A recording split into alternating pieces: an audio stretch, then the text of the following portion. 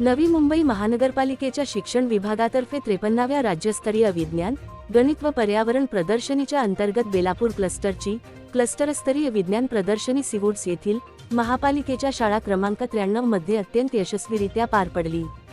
कार्यक्रमाचे प्रमुख पाहुणे म्हणून परमाणु ऊर्जा नियामक मंडळाचे माजी वैज्ञानिक तथा भाभा अणु संशोधन केंद्र BARC चे माजी विभाग प्रमुख SP अग्रवाल उपस्थित होते।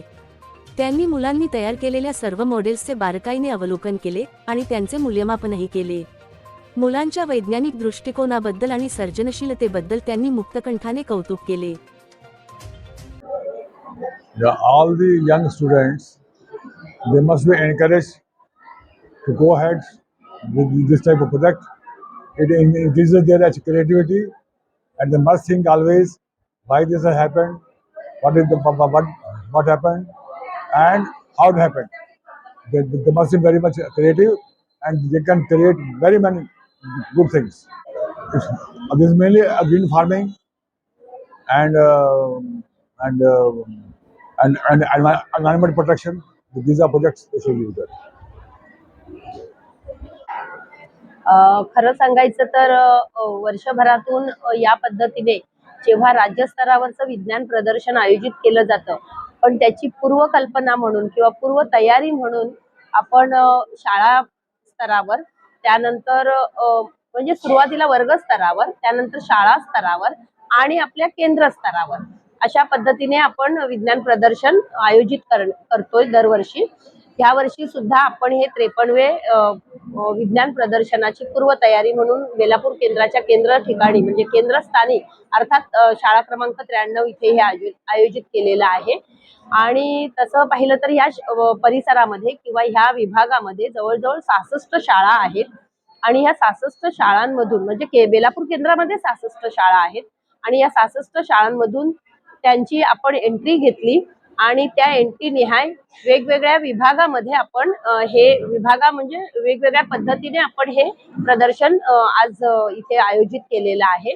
त्याच्यामध्ये पूर्व प्राथमिक विभाग अर्थात 6वी ते 8वी, माध्यमिक विभाग 9वी ते 12वी, याच्यामध्ये आणखी स्पेशल चाइल्ड म्हणून त्यांचाही एक विभाग तयार केला आणि शिक्षकांच्या शैक्षणिक साहित्याचं प्रदर्शन असा एक 4था विभाग तयार केला आणि त्यांना इथे या केंद्रस्थानी संधी दिलेली आहे। किती शाळाच्या मुलांनी याच्यात पार्टिसिपेट केला आहे आणि हे फक्त पालिकेची शाळा आहे की प्रायव्हेट स्कूल्समधून पण स्टुडंट्स पार्टिसिपेट केले? हे जे विज्ञान प्रदर्शन होतं ते फक्त पालिकेच्या शाळांमध्ये नसून पूर्ण पालिकेच्या शाळांसह अनुदानित शाळा आहेत, इंग्रजी माध्यमाच्या शाळा आहेत आणि इव्हन CBSE ICSE बोर्डच्या शाळा सुद्धा याच्यामध्ये सामील झालेल्या आहेत आणि ज्युनियर कॉलेज सुद्धा सामील झालेले आहेत, म्हणजे ज्यांना आपण 11वी 12वी म्हणूया, तर ते सुद्धा इथे आपल्या केंद्रामध्ये सामील झालेले आहेत।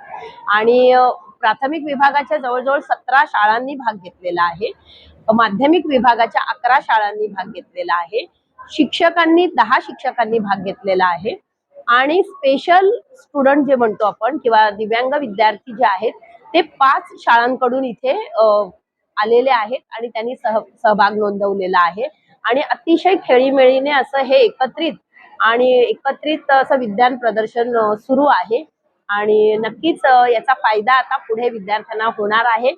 या विज्ञान प्रदर्शनामधून प्रत्येक कॅटेगरीमध्ये जो प्रथम क्रमांक येणार आहे तो नवी मुंबई स्तरावर आपल्या पुढे 16 तारखेला जे प्रदर्शन आहे त्याच्यामध्ये सहभागी होणार आहे। या प्रदर्शनीत एकूण 40 उत्कृष्ट विज्ञान, गणित व पर्यावरण विषयावरील मॉडेल्स सादर करण्यात आले। प्राथमिक व माध्यमिक विभागातील विद्यार्थी, दिव्यांग विद्यार्थी तसेच शिक्षकांचे मॉडेल्स यांचा यात समावेश होता। बेलापूर क्लस्टरमधील सर्व महापालिका शाळा तसेच खासगी शाळांतील विद्यार्थी व विद्यार्थिनी आणि शिक्षकांनी उत्साहाने सहभाग घेतला आणि आपल्या नाविन्यपूर्ण कल्पनांना मॉडेल्सच्या स्वरूपात मांडले। विविध श्रेणींमध्ये प्रथम क्रमांक मिळवलेले विजेते आगामी राज्यस्तरीय विज्ञान, गणित व पर्यावरण प्रदर्शनीत नवी मुंबई महानगरपालिकेचे प्रतिनिधित्व करण्याचा मान मिळवतील। हे प्रदर्शन केवळ विद्यार्थ्यांच्या वैज्ञानिक दृष्टिकोनाला धार देणारे माध्यम ठरली नाही, तर पर्यावरण जागृती आणि गणितीय विचारांना चालना देण्यातही महत्त्वाची भूमिका बजावत आहे। आयोजनाच्या यशस्वीतेसाठी शिक्षण विभागाचे अधिकारी, मुख्याध्यापक, शिक्षक आणि सर्व सहकाऱ्यांचे कौतुक होत आहे.